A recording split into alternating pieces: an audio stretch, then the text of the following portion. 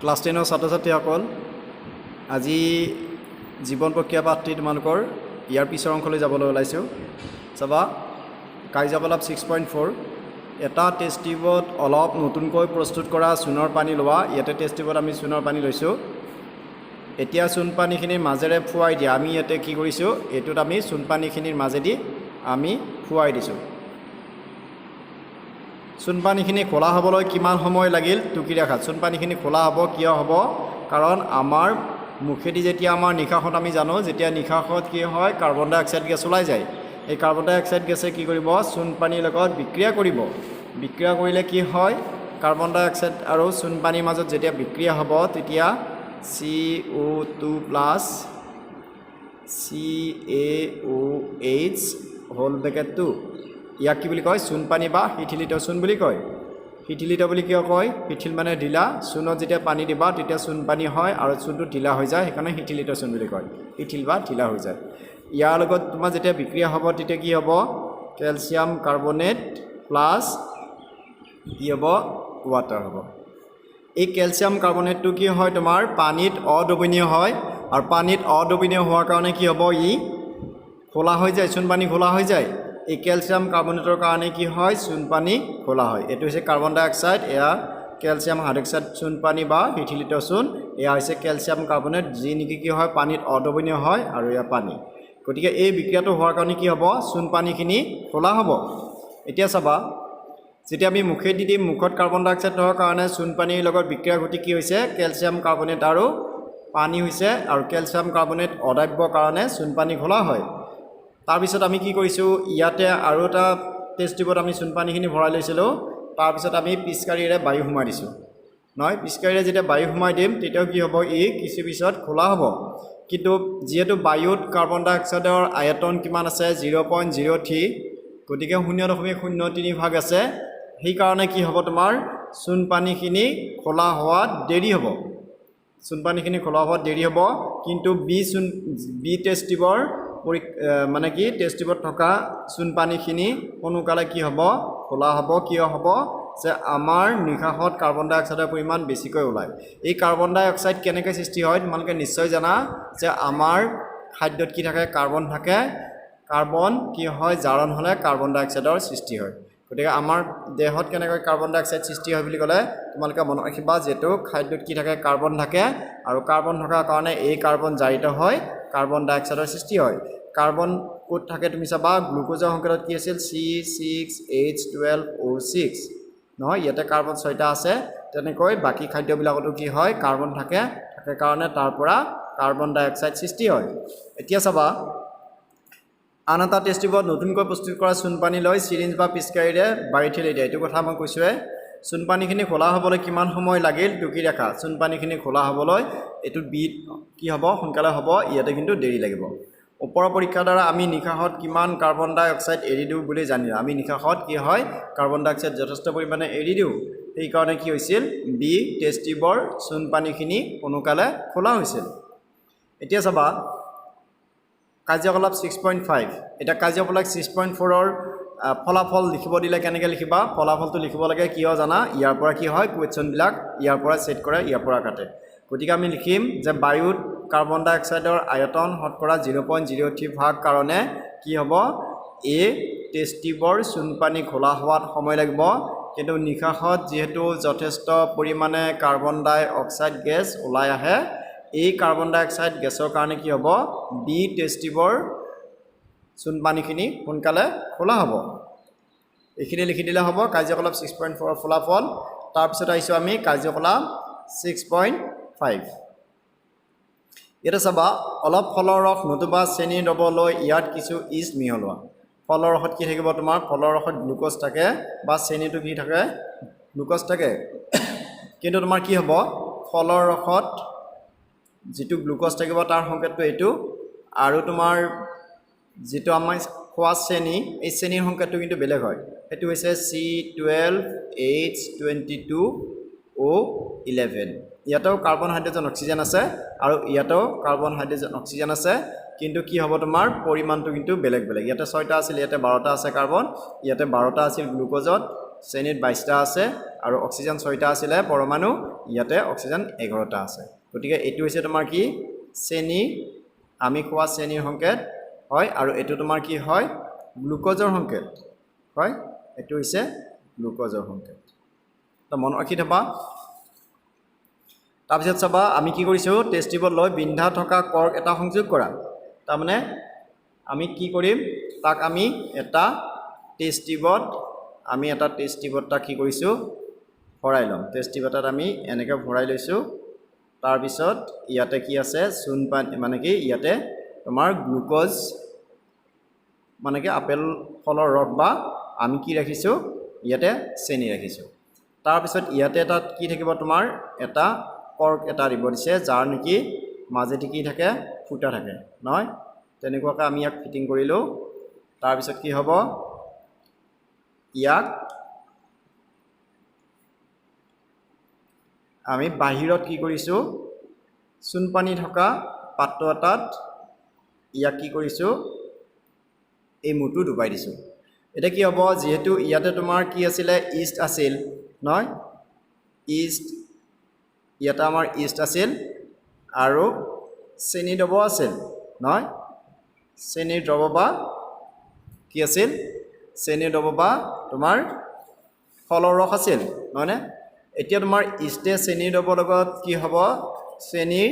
শৰ্কৰাৰ লগত ইষ্টে কি কৰিব ক্ৰিয়া কৰিব তাৰপিছত কি হ'ব ইয়াৰ ফলত ইথানল হ'ব ইথানলৰ সংকেতটো হৈছে C2H5OH এলকহল বুলি কয় আৰু লগতে কি হ'ব কাৰ্বন ডাই অক্সাইড হ'ব নহয় কাৰ্বন ডাই অক্সাইড হয় আৰু এনাৰ্জিও প্ৰস্তুত হয় বাৰু এনাৰ্জিটো তোমাৰ লগত ইয়াতে লগা নাই কেৱল কাৰ্বন ডাই অক্সাইডৰ কথাটো আহি পৰিছে যে কাৰ্বন ডাই অক্সাইড কি হ'ব ইয়াতে প্ৰস্তুত হ'ব এলকহল আৰু কি হ'ব কাৰ্বন ডাই অক্সাইড প্ৰস্তুত হ'ব এই কাৰ্বন ডাই অক্সাইড প্ৰস্তুত হোৱাৰ কাৰণে কি হ'ব এই চূণ পানীখিনি এইখিনি যিহেতু চূণ পানী ই কি হ'ব ক'লা হৈ যাব নহয় এই চূণ পানীখিনিও ক'লা হৈ যাব চ' কি হ'ব চেনিৰ দ্ৰৱ বা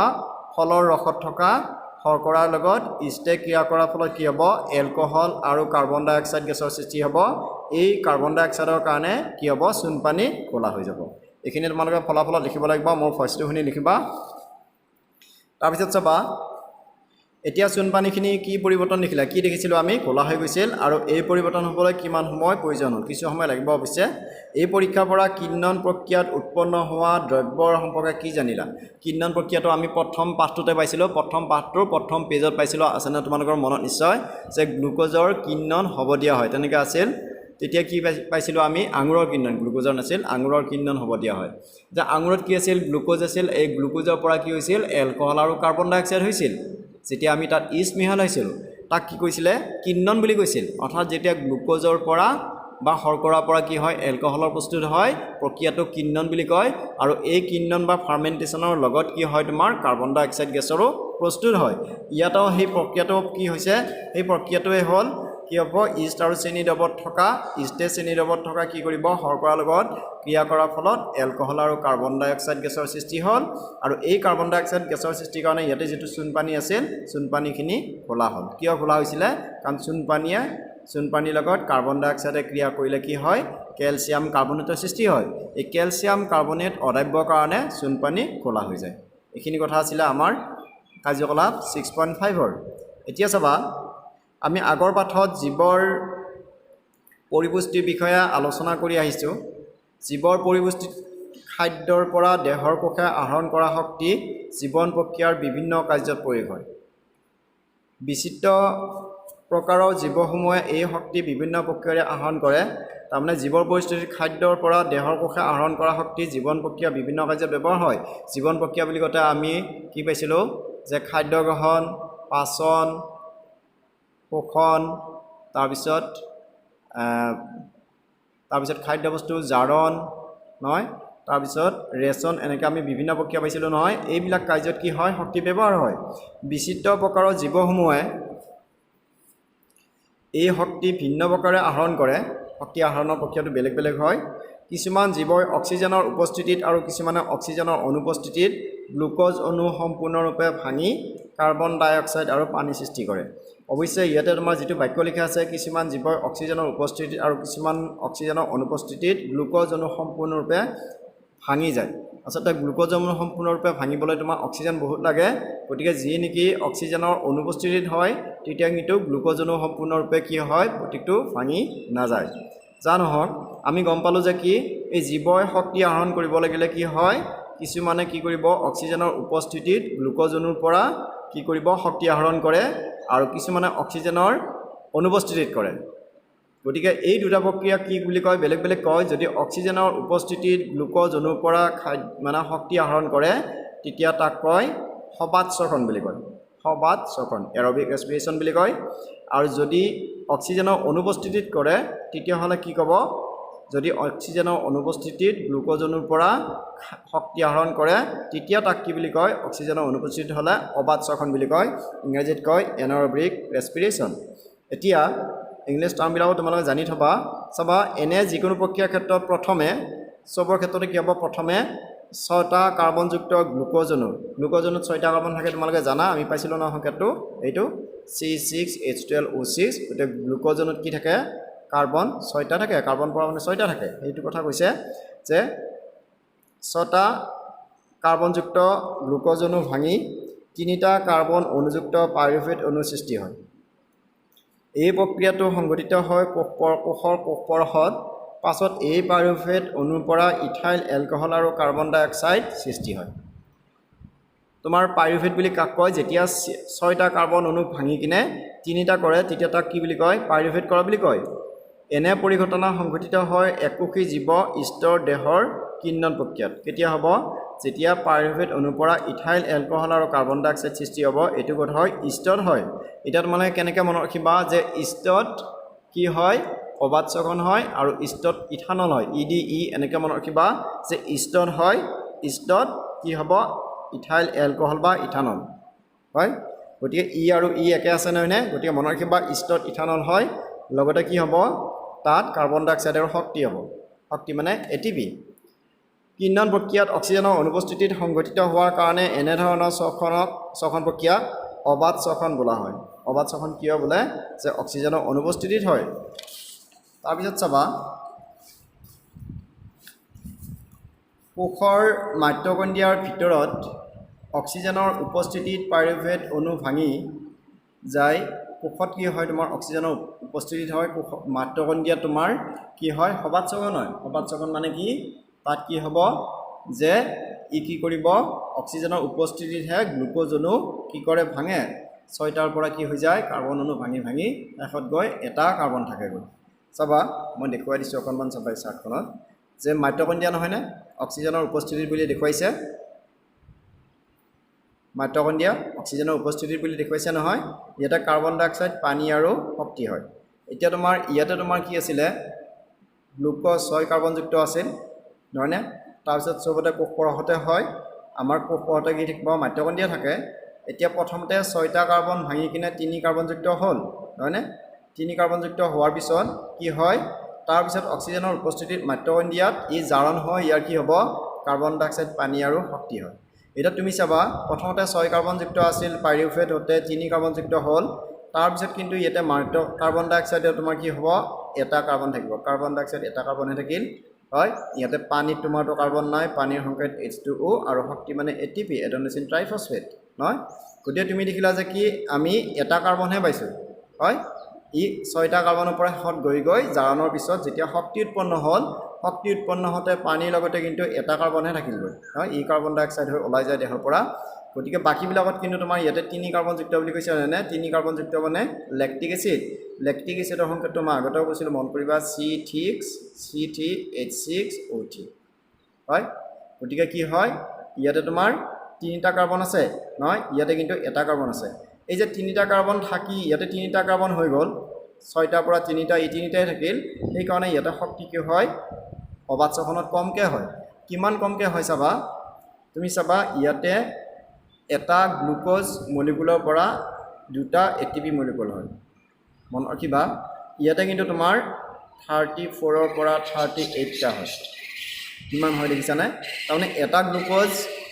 অণুৰ পৰা অবাত শ্বসনত 2টাহে ATP অণু হয় কিন্তু সবাত শ্বসন মাইটকণ্ড্ৰিয়াত হয় নহয়নে তাৰ পৰা কিন্তু তোমাৰ 34ৰ পৰা 38টা হয় এটা গ্লুক'জ অণুৰ পৰা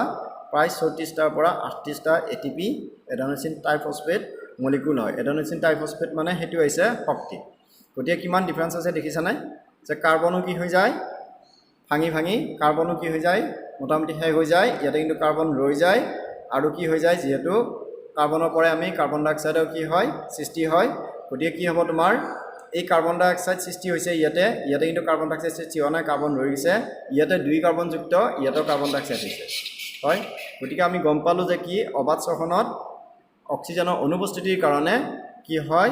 এই শক্তি কমকৈ উৎপন্ন হয়, ইয়াতে কিন্তু বেছিকৈ হয়। এইখিনি কথা মনত ৰাখি ল'বা। আমি কি কৰিব লাগিব, ইয়াৰ পাৰ্থক্য লিখোঁতে এইখিনি কথা মনত ৰাখিব লাগিব। যেতিয়া আমি পাৰ্থক্য লিখিম তেতিয়া কিন্তু এইখিনি কথা তুমি লিখিব লাগিব। যা নহওক এই প্ৰক্ৰিয়াত 3টা কাৰ্বনযুক্ত পাইৰুভেট অণু ভাঙি 3টা কাৰ্বন ডাই অক্সাইডৰ অণু সৃষ্টি হয়। এই প্ৰক্ৰিয়াত পানী সৃষ্টি হয়। যিহেতু এই প্ৰক্ৰিয়াটো অক্সিজেনৰ উপস্থিতিত সংঘটিত হয়, মাইটকণ্ড্ৰিয়াৰ কথা কৈ আছে, সেইকাৰণে ইয়াক সবাত শ্বসন বুলি কোৱা হয়, এৰবিক ৰেছপিৰেশ্যন বুলি কয়। এই সবাত শ্বসনক উৎপাদিত শক্তিৰ পৰিমাণ অবাধ শ্বসনৰ উৎপাদিত শ্বসনতকৈ বহু পৰিমাণে বেছি। কিমান বেছি তোমালোকে গম পালা যে সবাত শ্বসনত 34টাৰ পৰা 38টা কি হয় ATP অণু হয়, কিন্তু অবাধত কেৱল 2টাহে হয়, এটা গ্লুক'জ অণুৰ পৰা। কেতিয়াবা আমাৰ পেশীকোষত অক্সিজেনৰ পৰিমাণ কমি গ'লে পাইৰুভেট অণু ভাঙি লেক্টিক এচিড পৰিৱৰ্তন হয়। লেক্টিক এচিডৰ সংখ্যাটো কি আছিলে, এইটো ইয়াতে মই আগতে চাবা C1 2 3 এনেকৈ লিখে, মনত ৰাখিবা কেনেকৈ লিখে। লেক্টিক এচিডৰ সংকেতটো লিখা নিয়মটো অকণমান বেলেগ ধৰণৰ। এইটো মনত ৰাখিবা কেনেকৈ লিখে, CH3 CHO CO2H, এইটো ব্ৰেকেট আছে। চাবা এটা কাৰ্বন, 2টা কাৰ্বন, 3টা কাৰ্বন আৰু হাইড্ৰজেন কেইটা আছিল 3 3 × 4 নহয়, তাৰপিছত 4 × 5 হয়, 3 3 × 4 ৰ'বা ইয়াতে আৰু এটা H আছে, 3 3 × 4 4 × 5 5 × 6 C3H6 কি আছিলে, O3 আছিল নহয়। এইটো মই তোমালোকক কৈ দিছিলোঁ আগতে যে লেক্টিক এচিডৰ সংকেতটো কি আছিল, এইটো C3H6O3। গতিকে লিখিব লাগে কিন্তু তোমালোকে সংকেতটো লিখিব লাগিব এইটো CH3 CHOH CO2 bracket H হয়। এইটো এটা মূলক হয় তাৰমানে। গতিকে মনত ৰাখিবা যে কি হয়, এইটো হৈছে লেক্টিক এচিডৰ সংকেত। এতিয়া এই লেক্টিক এচিড কেতিয়া উৎপন্ন হয়, কেতিয়াবা আমাৰ পেশীকোষত অক্সিজেনৰ পৰিমাণ কমি গ'লে পাইৰুভেট অণু ভাঙি লেক্টিক এচিডলৈ পৰিৱৰ্তন হয়। লেক্টিক এচিড 3টা কাৰ্বনযুক্ত। পেশীকোষত লেক্টিক এচিড উৎপন্ন হ'লে হঠাৎ কেতিয়াবা আমাৰ পেশীত হীৰামুৰি ধৰে। এইটো প্ৰশ্ন আহে যে আমাৰ পেশীত কেনেকৈ কিয় হীৰামুৰি ধৰে। তাৰ কাৰণটো হৈছে কি, যে যেতিয়া আমাক অত্যাধিক শক্তিৰ প্ৰয়োজন হয়, তুমি দৌৰিছা খেলিছা, এইবিলাকত কি হয়, তুমি এদিন দৌৰিছা বা খেলিছা, পিছদিনা তোমাৰ হাত ভৰিবিলাক বিষায়। কাৰণটো হৈছে কি, যে তুমি যেতিয়া দৌৰিবা বা খেলিবা তেতিয়া তোমাক এক্সট্ৰা এনাৰ্জিৰ প্ৰয়োজন হয়। গতিকে এই এক্সট্ৰা এনাৰ্জিখিনি পাবৰ কাৰণে আমাৰ মাংসপেশীত কি হয়, মাংসপেশীয়ে যিহেতু আমাক শক্তি দিয়ে, গতিকে মাংসপেশীত কি হ'ব, শক্তি উৎপন্ন কৰিবলৈ এই মাংসপেশীত কি হয়, অবাধ শ্বসন হয়। অক্সিজেনৰ অনুপস্থিতিত কি হয়, শ্বসন হয়। শ্বসন মানে কি, তাৰ পৰা গ্লুক'জৰ পৰা শক্তি নিৰ্গত কৰা। গতিকে এই গ্লুক'জৰ পৰা শক্তি নিৰ্গত কৰোঁতে আমাৰ কি হয়, মাংসপেশীত অক্সিজেনৰ পৰিমাণ কম থাকে কাৰণে কি হয়, অবাধ শ্বসন হয়। এই অবাধ শ্বসনত তোমাৰ কি হয়, লেক্টিক এচিড আৰু শক্তি উৎপন্ন হয়। এতিয়া লেক্টিক এচিড বুলি ক'লে তুমি এটা কথা মনত ৰাখিবা যে লেক্টিক, চাবা কেনেকৈ মনত ৰাখিবা, লেক্টিকত L আছে নহয়, L মাচুলতো আমাৰ কি আছে, আমাৰ যেতিয়া মাচুল বুলি কয় তেতিয়া কি হয়, তাতেও পেশী মাচুল বুলি কয় নহয়নে। গতিকে মাচুলত লেক্টিক এচিড L তেনেকৈ মনত ৰাখিবা। মাচুল বুলি ক'লে তাতে L থাকে নহয়, ইয়াতেও লেক্টিক এচিডতো L আছে। গতিকে মাংসপেশীত যেতিয়া আমাৰ পেশীকোষত হয় তেতিয়া কি হ'ব, পেশী মানে মাচুল হয়, মাচুলত তোমাৰ কি থাকিব, L যিহেতু প্ৰনাউন্স কৰিছা, গতিকে তাতেও লেক্টিক এচিড থাকে, তেনেকৈ মনত ৰাখিবা। বাকীবিলাকত কিন্তু লেক্টিক এচিড নহয়। গতিকে কোনটোত লেক্টিক এচিড কোনটোত কি মনত ৰাখিবা। আৰু আটাইকেইটাতে তোমাৰ শক্তি উৎপন্ন হ'বই। ইয়াতো শক্তি যিহেতু শক্তিৰ কাৰণেই জাৰণ হৈছে, শক্তি উৎপন্ন হ'বই। কিন্তু তোমাৰ চাবা ইয়াতে কাৰ্বন ডাই অক্সাইড হৈছে, ইয়াতেও হৈছে, কিন্তু ইয়াতে ক'তো পানী উৎপন্ন হোৱা নাই, কেৱল মাইটকণ্ড্ৰিয়াত হৈছে। গতিকে তোমাৰ এই ইয়াতে যদি কেতিয়াবা প্ৰশ্ন আহে যে কোনটো শ্বসন প্ৰক্ৰিয়াত শক্তিৰ লগতে পানী উৎপন্ন হয়, এইটো হৈছে মাইটকণ্ড্ৰিয়াত। মানে কোনটো শ্বসন প্ৰক্ৰিয়াত শক্তিৰ লগতে লেক্টিক এচিড উৎপন্ন হয় সেইটো পেশী কোষত কোনটো শ্বসন প্ৰক্ৰিয়াত শক্তিৰ লগতে এলকহলৰ সৃষ্টি হয় এইটো এলকহল বুলি ক'ব পাৰি ইথানলক এলকহল বুলি কয় ইথানল বা এলকহলৰ সৃষ্টি হয় সেইটো কি হ'ব ইডি ইষ্টত ইথানল হয় আৰু মাছলত এলএডি লেক্টিক এচিড থাকিব ন মনত এনেকৈ তোমালোকে মনত ৰাখিবা ভৱিষ্যতে কাম দিব সেইকাৰণে মই অকণমান মনত ৰখাৰ তোমালোকক টিপছটো দি দিছোঁ তাৰপিছত চাবা এই যে আমাৰ পেশী কোষত কিয় হীৰামুৰি সৃষ্টি হয় তেতিয়া কিন্তু তুমি এইখিনি কথা লিখিব লাগিব যে অতিৰিক্ত শক্তিৰ প্ৰয়োজনৰ সময়ত আমাৰ পেশী কোষত অবাধ শ্বসন প্ৰক্ৰিয়া সৃষ্টি হয় আৰু এই অবাধ শ্বসনত লেক্টিক এচিড কি হয় সৃষ্টি হয় বাবে আমাৰ পেশী কোষত হীৰামুৰিৰ সৃষ্টি হয় এতিয়া ইয়াতে মই চাবা আকৌ কৈ দিছোঁ প্ৰথমতে 6 কাৰ্বনযুক্ত এইটো কেতিয়াবা অঁকা আহে গতিকে চাই ল'বা ভালকৈ গ্লুক'জনো ভাঙনৰ বিভিন্ন পদবোৰ উল্লেখ কৰা বুলি ক'লে তুমি এইটো আঁকিব লাগিব গ্লুক'জ তোমাৰ 6 কাৰ্বনযুক্ত হয় যেহেতু C6H12O6 তাৰপিছত পাইৰুভেট হৈ কিনে ভাঙি গৈ কিনে 3 কাৰ্বনযুক্ত হয় তাৰপিছত তোমাৰ কি হ'ব ইষ্টৰ হ'লে অক্সিজেনৰ অনুপস্থিতিত তেতিয়া কি হ'ব ইথানল কাৰ্বন ডাই অক্সাইডৰ শক্তি হয় অক্সিজেন কম হ'লে তোমাৰ ক'ত পেশী কোষত তেতিয়া কি হ'ব লেক্টিক এচিড আৰু শক্তি উৎপন্ন হ'ব তাৰপিছত অক্সিজেনৰ উপস্থিতিত মাইটকণ্ড্ৰিয়া ই কি হয় কোষ পৰাহতে হয় কাৰ্বন ডাই অক্সাইড পানী আৰু শক্তি ইয়াতে শক্তি বেছিকৈ উৎপন্ন হয় মই কৈছিলোঁ যে 34ৰ পৰা 38টা কি হয় এটিপি কি হয় অণু হয় প্ৰতি কি হ'ব এটা গ্লুকোজ অণু পৰা এটা গ্লুকোজৰ পৰা দুটা এটিপি অণু ইয়াতে কি হয় অণু হয় ইয়াতে 34টাৰ পৰা 38টা হয় এইখিনি তোমালোকে ডিফাৰেঞ্চত লিখিব লাগিব তাৰপিছত চাবা কোষীয় শ্বসনত মুকলি হোৱা এটিপি অণুৰ সংশ্লেষণ প্ৰয়োগ হয় এই এটিপি কোষৰ বিভিন্ন কাৰ্যত প্ৰয়োগ হয় এটিপি অণু ভাঙি উৎপন্ন হোৱা শক্তি কোষ সংঘটিত বিভিন্ন কাৰ্যত ব্যৱহৃত হয় বিশেষকৈ এটিপিৰ পৰা উৎপন্ন হোৱা শক্তি কোষ এণ্ডোথাৰ্মিক বিক্ৰিয়া ঘটাৰ বাবে প্ৰয়োগ হয় এণ্ডোথাৰ্মিক মানে তোমালোকে গম পাইছিলা যে এণ্ডোথাৰ্মিক মানে য'ত নেকি শক্তি কি হয় শোষিত হয় শক্তি কি হিচাপত শোষিত হৈছিল তাপ পোহৰ বা কি হৈছিল ইলেক্ট্ৰিচিটি হিচাপে সংঘটিত আমি বিয়োজন বিক্ৰিয়া পাইছিলোঁ নহয় বিয়োজন বিক্ৰিয়াবিলাক আমাৰ কি আছিলে এইবিলাক এণ্ডোথাৰ্মিক আছিল যা নহয় যে এটিপি কি হয় উৎপন্ন হোৱা শক্তি এই এণ্ডোথাৰ্মিক বিক্ৰিয়া ঘটাৰ বাবে প্ৰয়োগ হয় তাৰমানে সি তাক শক্তি লাগে যে শক্তি যেতিয়া লাগিব সেই শক্তি শোষণ কৰিব আৰু তাকে কি বুলি কয় এণ্ডোথাৰ্মিক বা কি বুলি কয় ইয়াক তাপগ্ৰাহী বিক্ৰিয়া বুলি কয় হ'ব চ' এইখিনিলৈকে তোমালোকক আজি মই ক'লোঁ এতিয়া তোমালোকে প্ৰশ্নকেইটা লিখি ল'বাচোন প্ৰশ্ন লিখিবা অবাধ শ্বসন আৰু সবাধ শ্বসনৰ মাজৰ পাৰ্থক্য উল্লেখ কৰা নেক্সট তাৰপিছত লিখিবা গ্লুক'জ অণু ভাঙনৰ বিভিন্ন পদবোৰ উল্লেখ কৰা এইটো লিখিলে হ'ব এইখিনি লিখি দিবা হয় এইটো গ্লুক'জ অণু ভাঙনৰ বিভিন্ন পদ উল্লেখ কৰা ঠিক আছে তাৰপিছত কাৰ্যকলাপ 6.4 আৰু 6.5ৰ ফলাফল এই দুটা লিখি দিবা তোমালোকক 4টা কুৱেশ্যন দিয়া হ'ল এইকেইটা যাতে মই কালিয়ে পাওঁ আজিকালিৰ ভিতৰত দি দিবা তোমালোকৰ বেলেগ ক্লাছবিলাকো হৈ আছে গম পাইছোঁ হ'লেও কি কৰিবা পৰ্যায়ক্ৰমে সকলোবিলাক উত্তৰ সকলো ছাবজেক্টৰে দিবা হ'ব ধন্যবাদ